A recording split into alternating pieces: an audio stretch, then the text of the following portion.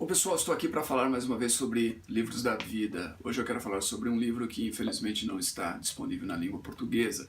A razão pela qual eu vou falar sobre esse livro não é só porque ele é de fato um dos meus livros da vida, mas eu espero que talvez com mais pessoas se interessando pelo livro, quem sabe finalmente ele seja publicado em nossa língua portuguesa. O livro é este aqui, A Severe Mercy, de Sheldon Vanauken.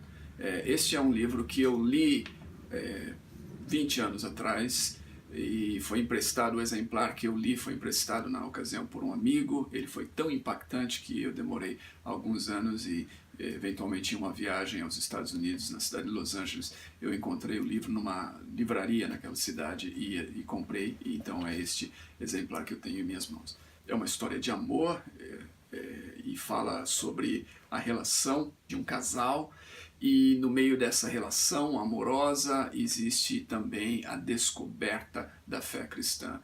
Esse era um casal de jovens aventureiros, sonhadores, idealistas, dispostos a explorarem o mundo num veleiro, e eles eram também leitores vorazes, eles eram céticos em relação a Deus e a religião, e especialmente ao cristianismo, mas durante a jornada deles, eles acabam esbarrando na literatura de um escritor chamado C.S. Lewis, e essa literatura então acaba despertando eles para a fé cristã, e nesse despertamento eles acabam trocando inclusive várias cartas com o C.S. Lewis. As cartas todas elas estão inclusas nesse exemplar, e eventualmente eles chegam à fé cristã, eles têm essa experiência de conversão.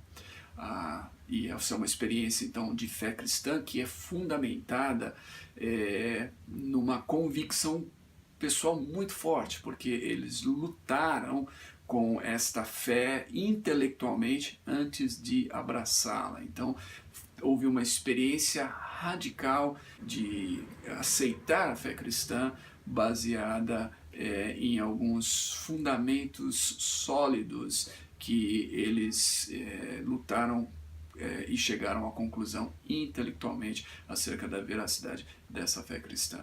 Então este é um livro sobre uma fé que é solidamente fundamentada em uma intelectualidade cristã, uma luta intelectual para saber sobre quais fundamentos a fé cristã de fato apresenta. E também é um livro sobre uma fé que é profundamente testada na fornalha do sofrimento, da dor e da perda. E a grande questão é: a sua fé consegue subsistir a períodos de sofrimento, a dor e até mesmo a perda? Essa história aqui, a Severe Mercy, uma misericórdia severa, é uma dessas histórias incríveis de fé e sofrimento, e de fé que persevera em meio ao sofrimento. Então é um livro incrível. Um dos trechos que eu gostaria de ler e destacar desse livro aqui é um trecho conhecido, foi citado já por outros autores, é quando o Sheldon escreve no seu diário sobre a sua exploração da fé cristã através de vários autores, dentre eles o próprio C.S. Lewis. E ele faz a seguinte anotação, ele diz: o melhor argumento para o cristianismo são os cristãos. Sua alegria, sua certeza e sua completude. Mas o argumento mais forte contra o cristianismo também são os cristãos. Quando eles são sombrios e sem alegria, quando eles são cheios de autojustiça e orgulhosos em uma consagração complacente, quando eles são estreitos e repressivos, então o cristianismo morre 1000 vezes.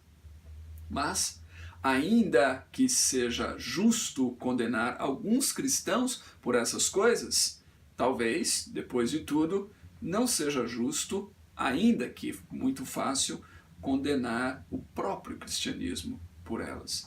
De fato, há indicações impressionantes de que a qualidade positiva de alegria está no cristianismo e possivelmente em nenhum outro lugar. E se isso fosse verdade, então isto seria uma prova de uma ordem mais elevada.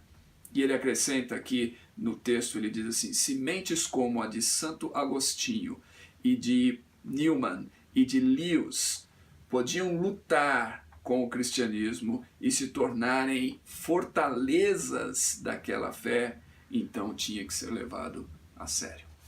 E está aí, tem vários outros trechos incríveis nessa jornada de descoberta da fé e nessa jornada da fornalha do sofrimento, que estão relatados aqui nesse livro. Ganhou prêmio na época em que ele foi publicado, é certamente talvez um dos melhores livros, na minha opinião, escritos no século XX. E, infelizmente, nunca foi publicado na nossa língua portuguesa. Quem sabe agora alguma editora decida olhar com atenção para essa biografia, para esse livro incrível e torná-lo disponível para os leitores aqui no Brasil. Este é um dos meus livros da vida e fica a recomendação: se você lê em inglês, você já pode adquiri-lo e começar essa leitura. Se você não lê em inglês, talvez você queira começar a bater nas portas das editoras e cobrar delas o interesse por essa grande literatura.